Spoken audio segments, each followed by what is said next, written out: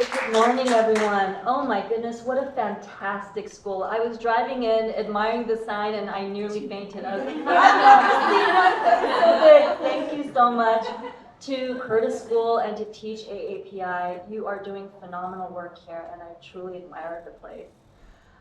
So I wanted to tell you a little bit about my personal journey this morning, about how books have truly defined my life, and also some obstacles I faced along the way, especially as a child of immigrants, especially as someone who grew up with very little.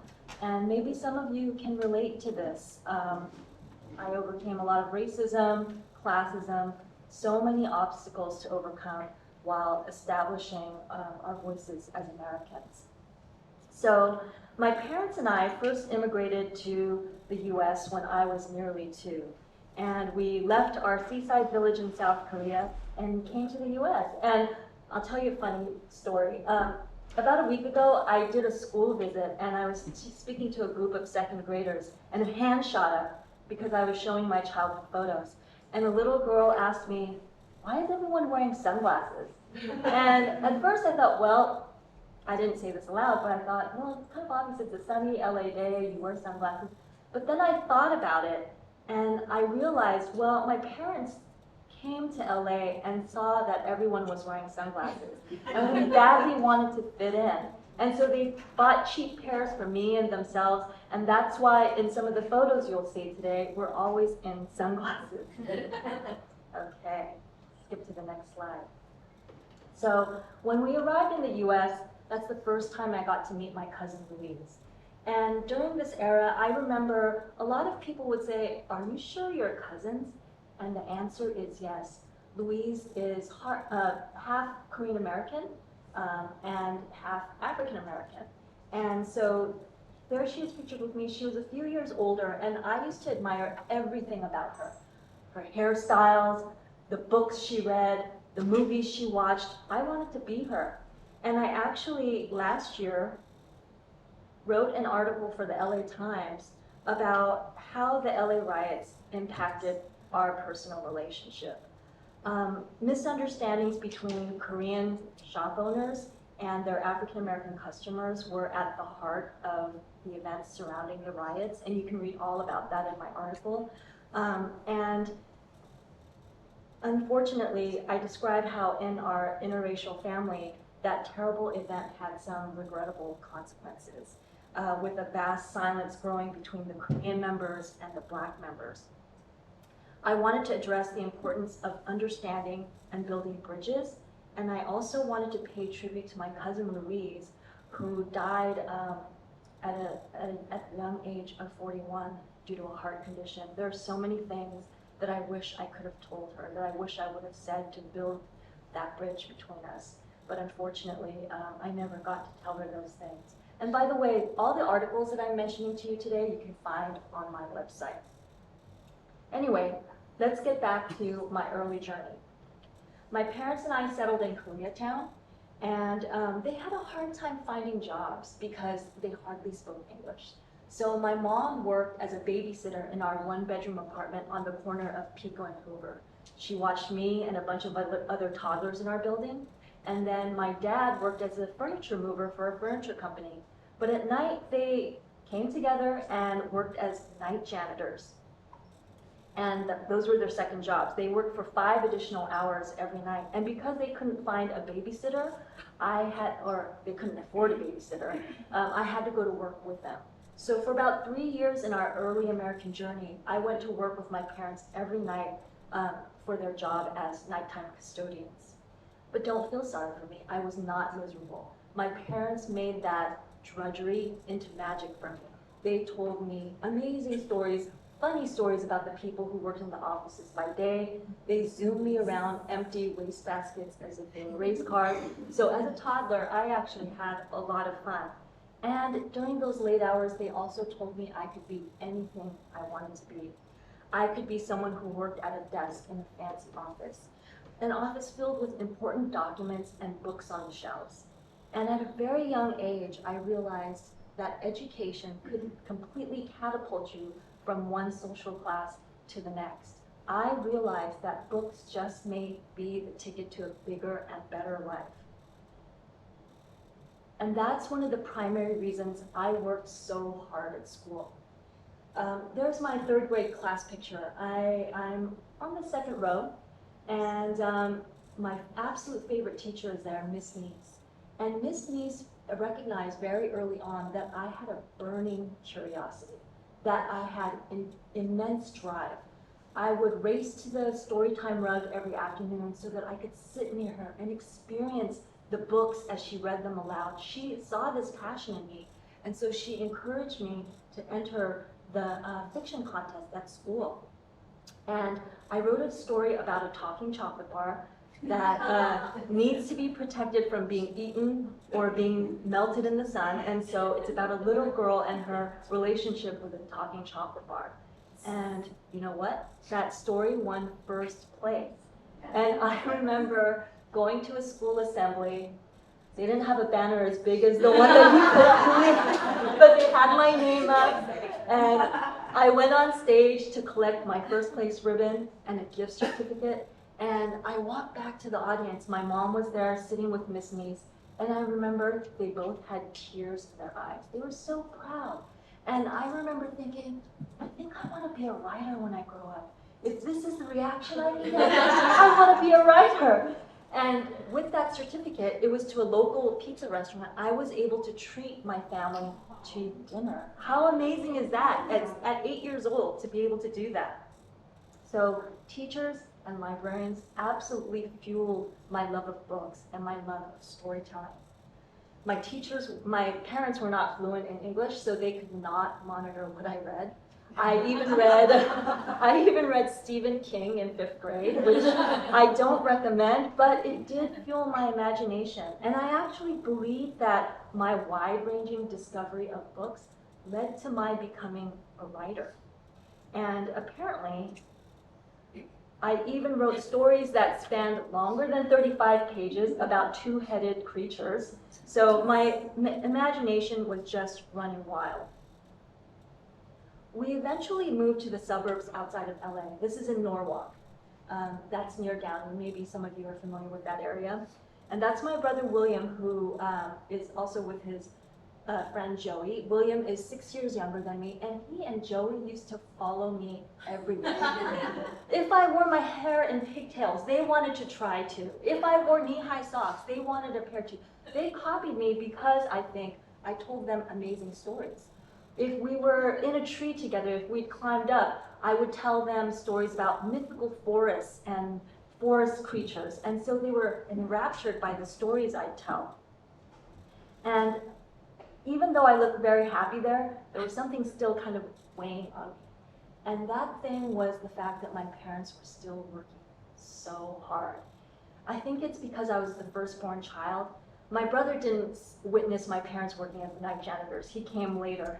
But because I witnessed that, I think there was that weight on me, even as I was young at that age. It became kind of a mission for me to open up my life, to open up my family's lives. I went to Yale for college and majored in English. No surprise, since I loved books. But even while immersed in fictional worlds, I knew I had to do something practical after graduation. I knew I had to get a good job.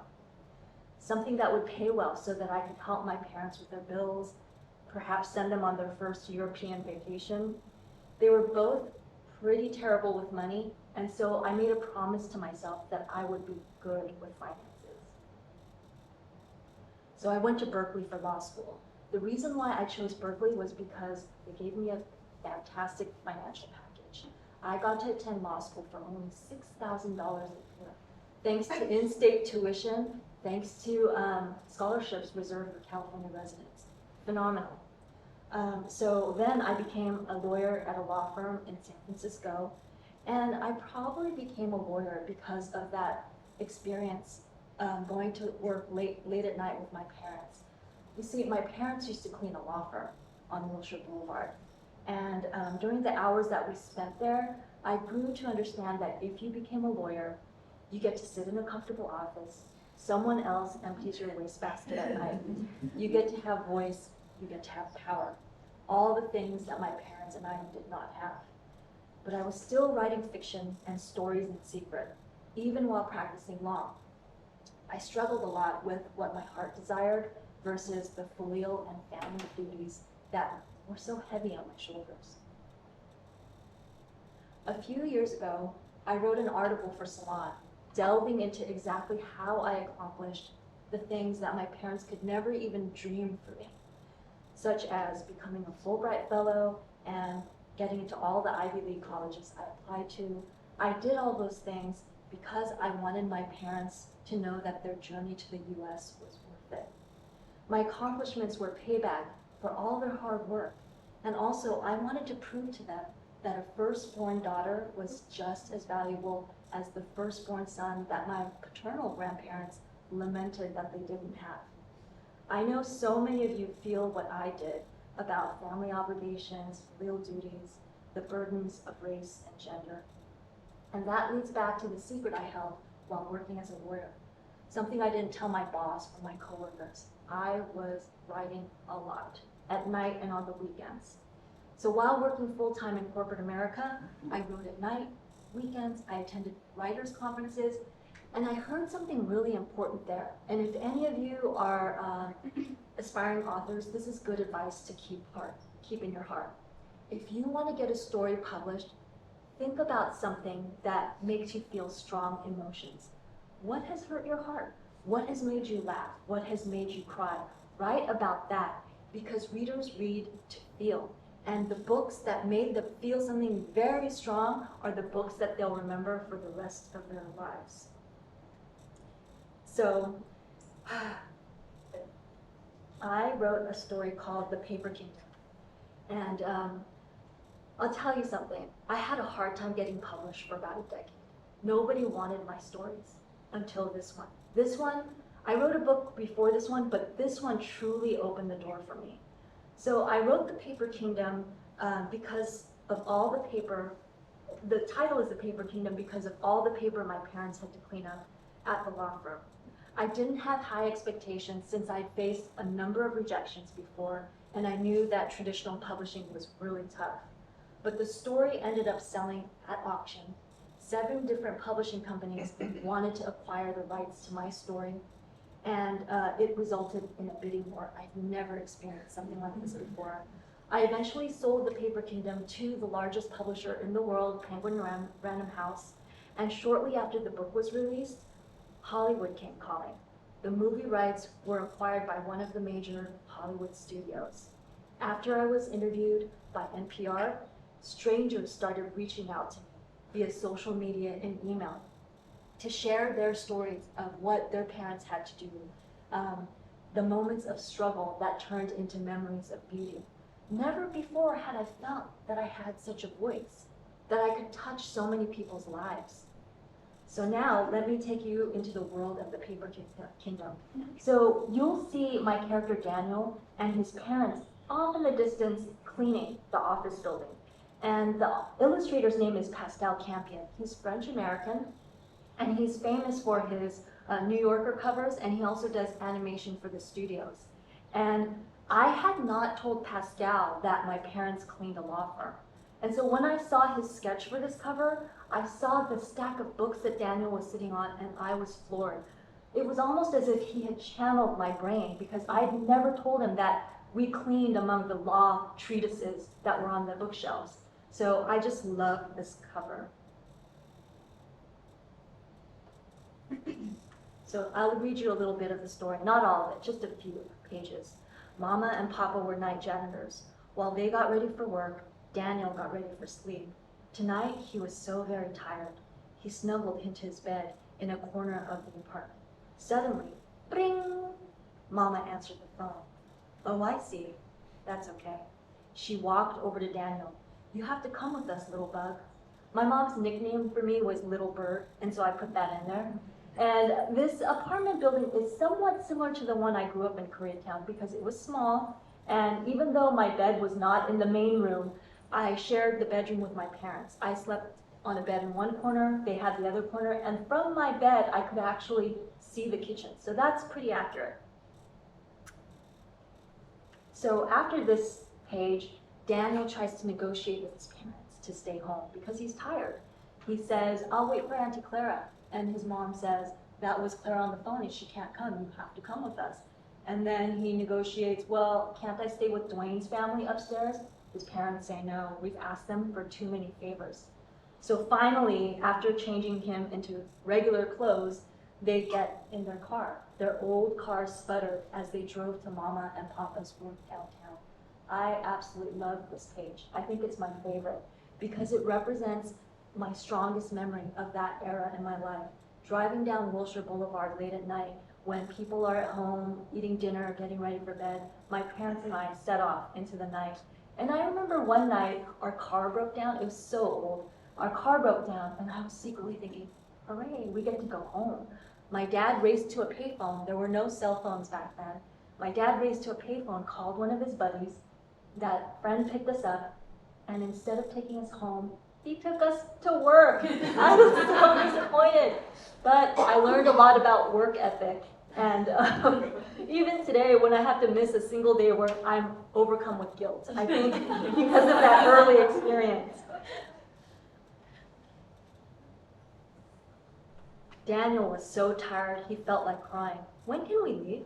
Mama and Papa did not answer. From a big closet, they got brooms, mops, sprays, vacuums, and buckets, so many tools. Daniel sneezed. Why is that stuff so dirty? Because they keep the kingdom clean, said Mama. Daniel was confused. What kingdom? Pascal actually told me that this is his favorite page. And I wanted to hear his explanation because it's not that remarkable, at least at first glance. They're just in a big supply closet. But he said, as an artist, he works in shadows and light. And he loves the way Daniel is standing in the light while his parents work in the dark, with just a spotlight on them. And when I heard that from Pascal, I got a little teary-eyed, because this is exactly why I wrote this story. I wrote this story to put a spotlight on the people in our communities who are nearly invisible. People like night janitors who toil while the rest of us are going about our lives. Essential workers who keep our cities, our communities clean. So I love that response from Pascal. The Paper Kingdom, Papa said. Didn't we tell you before? This is the land of the Paper King. The Paper King? Now Daniel felt awake. How come I never saw him? Where is he? Let's go see, Mama said. Maybe he's in his throne room. They went to a large room with a desk as long as a banquet table in a castle. A tall chair stood behind the desk. Looks like the king's gone to bed, said Papa. Let's clean up for him. A lot of people ask me, did your parents talk to you about the Paper Kingdom? The answer is no. This is purely out of my writer's imagination. Because sure, my parents did tell me funny things like, oh, a tall man must sit in that chair, it's so tall. You know, just funny things like that. And my mom had an obsession with frogs for some reason, so she'd tell me frog stories while we were cleaning, like, there might be a frog hidden under that desk. But anyway, the Paper Kingdom is a construct that came out of my writer's imagination because I wanted to make a commentary about the haves, the king and queen, the bosses, and the have-nots, the workers who are working diligently below them.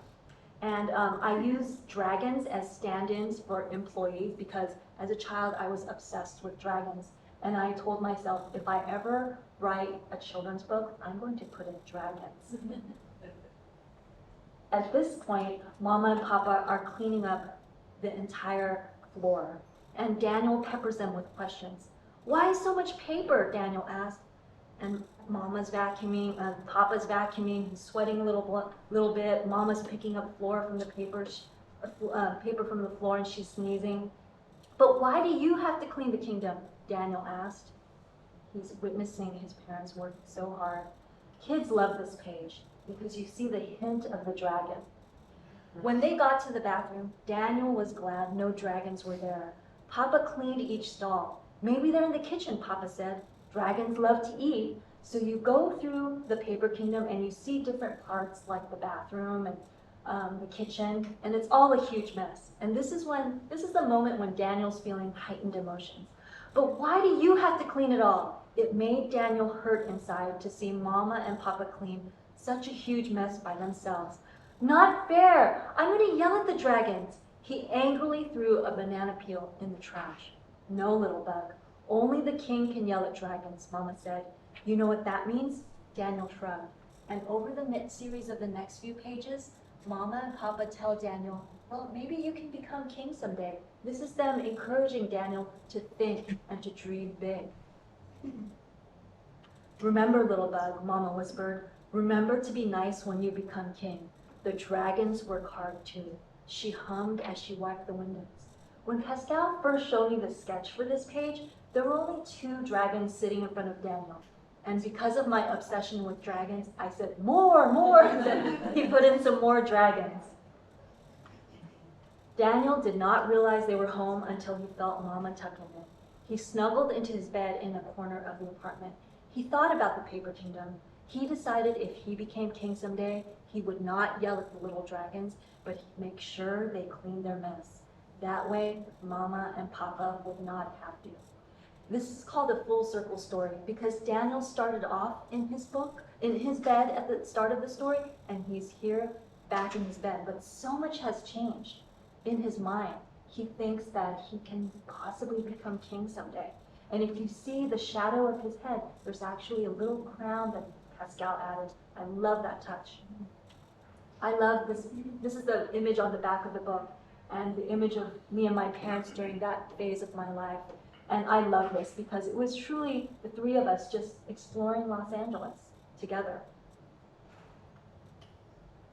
So here's a photo of my parents taken right before the pandemic.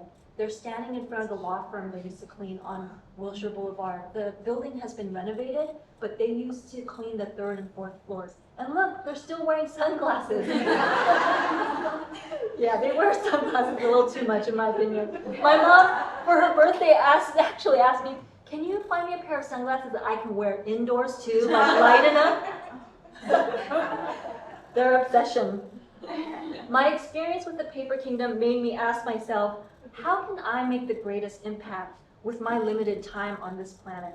I was a competent lawyer, some might even say quite good, but I always knew that there were other attorneys who were far more passionate and talented at law than I could ever be. So while working in corporate America, I continued writing. I've always loved picture books. I devoured them as a kid, and when the images and words work well together, a picture book becomes a work of art, something that leaves a lasting impression throughout a person's life. And a picture book can also be revelatory, even subversive, because a child sees one thing, but an adult can catch something else. I think the power of books is exactly why there are so many book bans right now. Books give people ideas. They make the imagination soar. They give hope for a different and better world. There are people who are afraid of what a powerful book might do.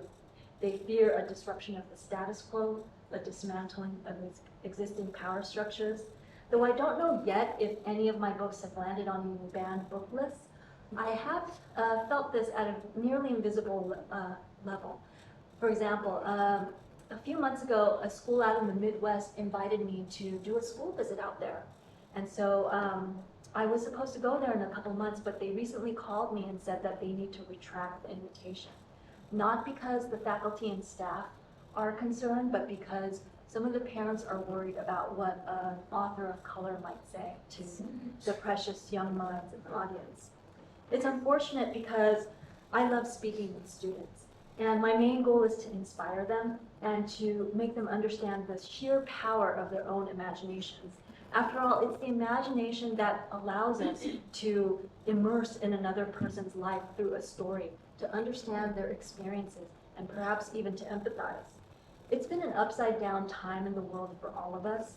The pandemic, hate crimes, mass shootings, and with the increase in violence against the AAPI community, I feel even more urgency about getting our voices heard. I want to write books that challenge long-standing cliches that so many kids in the AAPI community feel even today, including the shame that some kids may feel about not fitting in culturally or physically to Western standards. That's what my newest book, Soar Seashell, subtly addresses, and I'll be speaking with the students about this book later today. It's a story about a girl who learns to appreciate her unique name and even gains the courage to stand up to bullies, thanks to her grandmother. Sora learned that her name means seashell in Korean, and that her family named her Sora because finding a beautiful gift is like receiving a wonderful gift. I hope that this story will help encourage kids to treat each other like precious gifts, since that's what they are to the people who love them.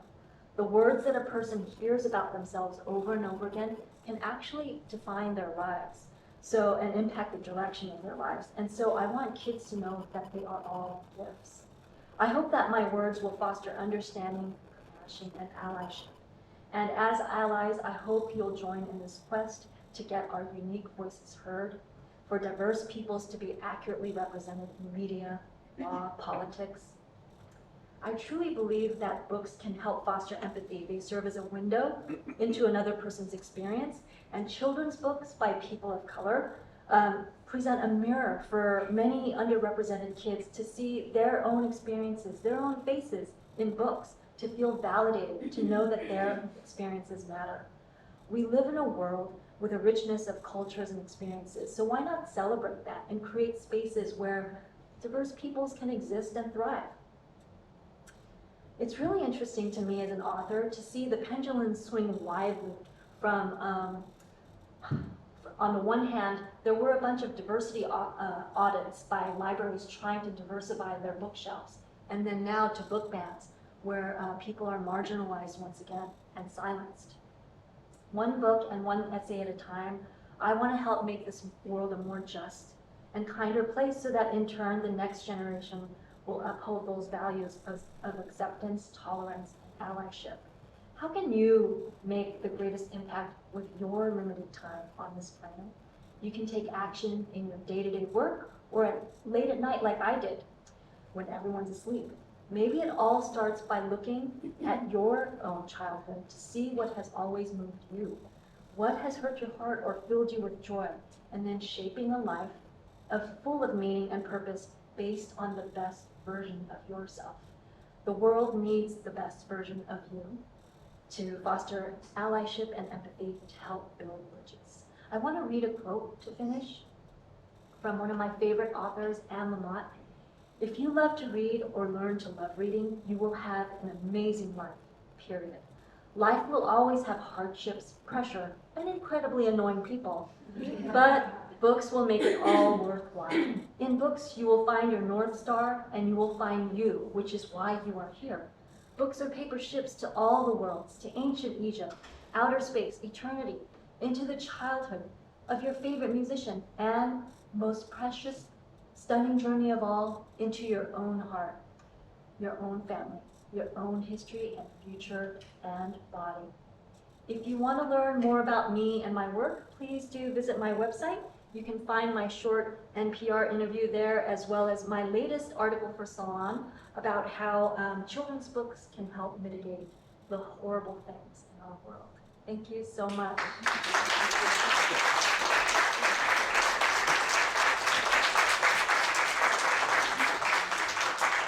I would love to take your questions. Yeah.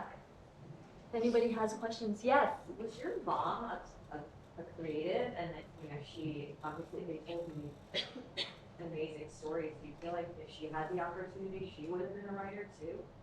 That's a great question. Was my mom a creative? Had she had the opportunity, would she be a storyteller too? And the answer is yes. My mom's dream was to be a poet. And I think it's still it's something that she still regrets to this day. I mean, when I was growing up, she entered some poetry competitions for the Korean media, and I remember once she won, it was so random, she won a family portrait session in Koreatown, and so we have these giant portraits of my family standing by bookcases or sitting at stately wooden desks. It's very random, but yes, that was her dream, to be a poet. Yeah. She's so proud. Oh, thank you. I'm actually so proud of the generations of immigrants that came before me. I mean, the things that they had to do, it's incredible. It makes me want to cry to know how far we've all come on the shoulders of their work. Yes? Thank you so much for sharing your story and your family's story. You referenced this with like your dad's buddy at the gas station.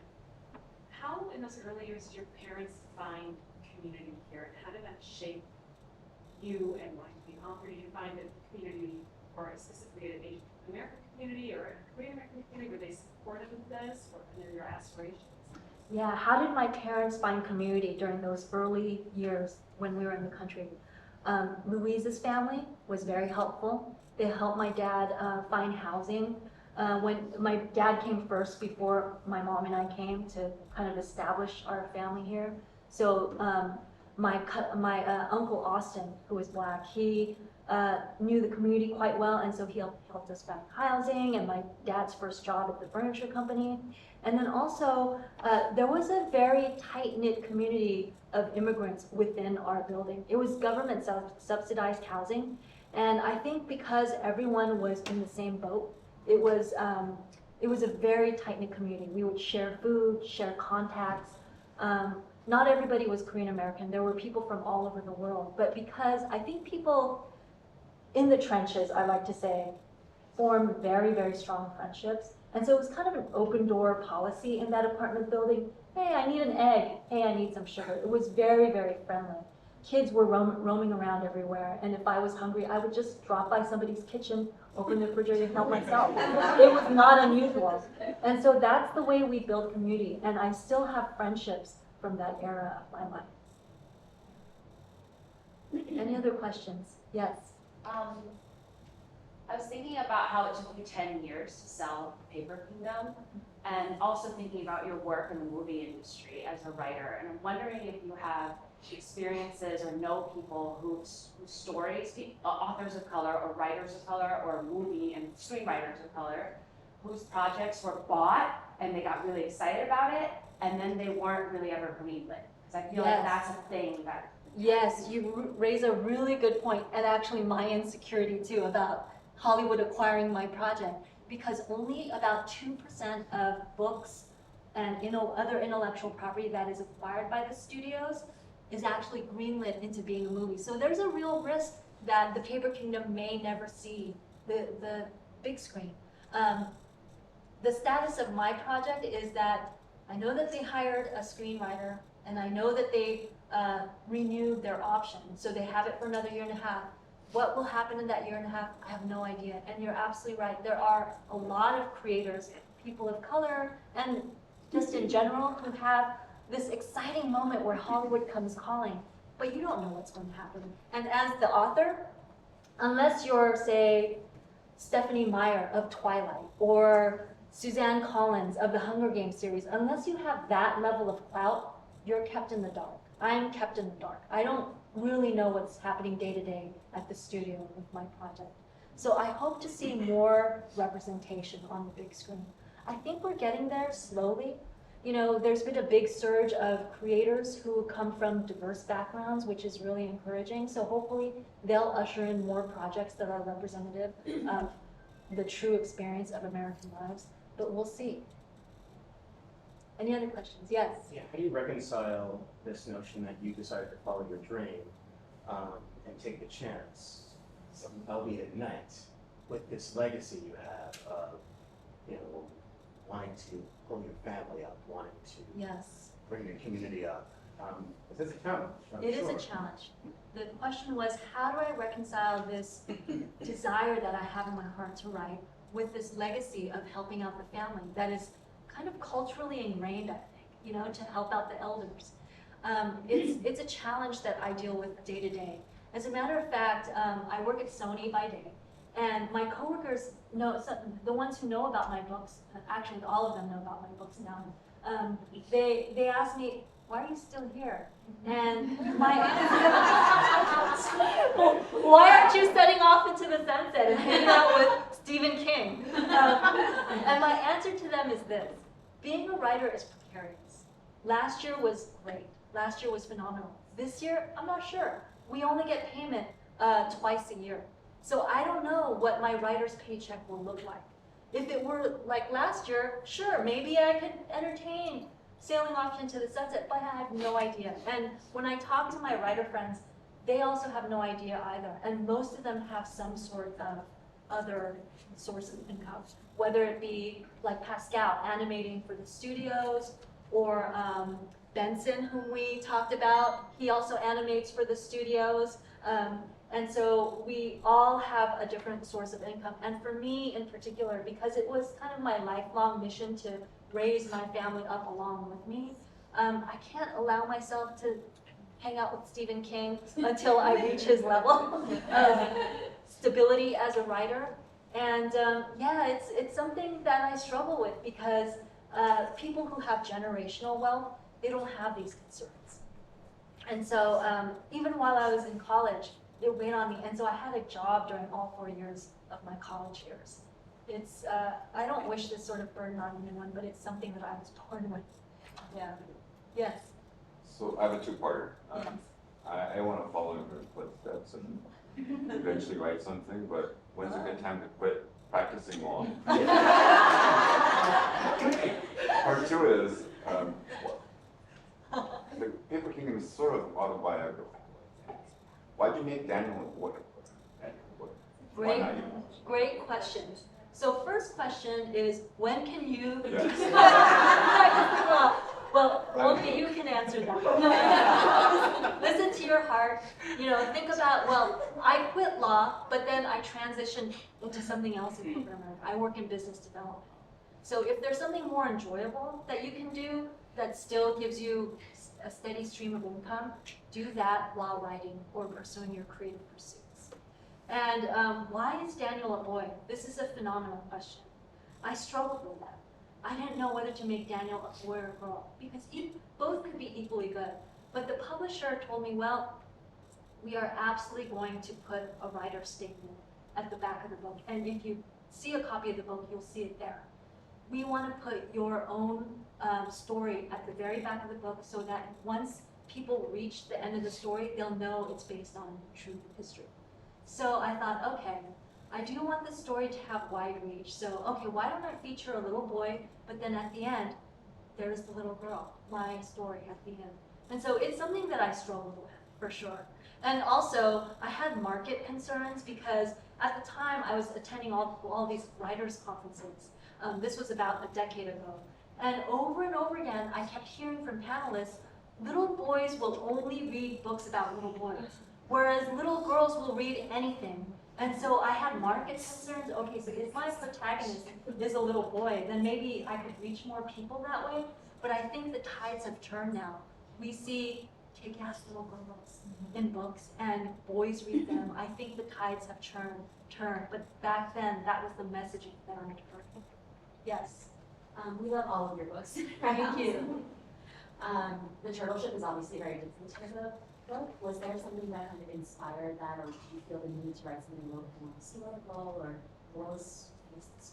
That's a good question too. So the Turtle Ship is very different from my 3 other books, which are very much contemporary and based on my own life. The Turtle Ship is based loosely on Korean history. It's about, the Turtle Ship is a story about a young boy who has a pet turtle, and the shape and design of that pet turtle inspires the creation of one of the best battleships in all history.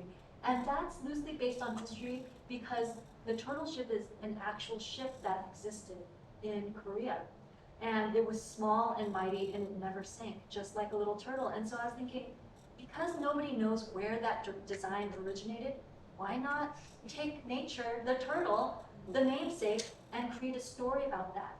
And after college graduation, I was a Fulbright fellow in South Korea, because I was very curious about where my heritage came from, and what my mom still cries to this day when she talks about her old neighborhood in South Korea. So I wanted to find out more about it. So I went there, and while I was there, I learned so much about Korean history, and I wanted to write something to pay honor to that. Any other questions? Yes.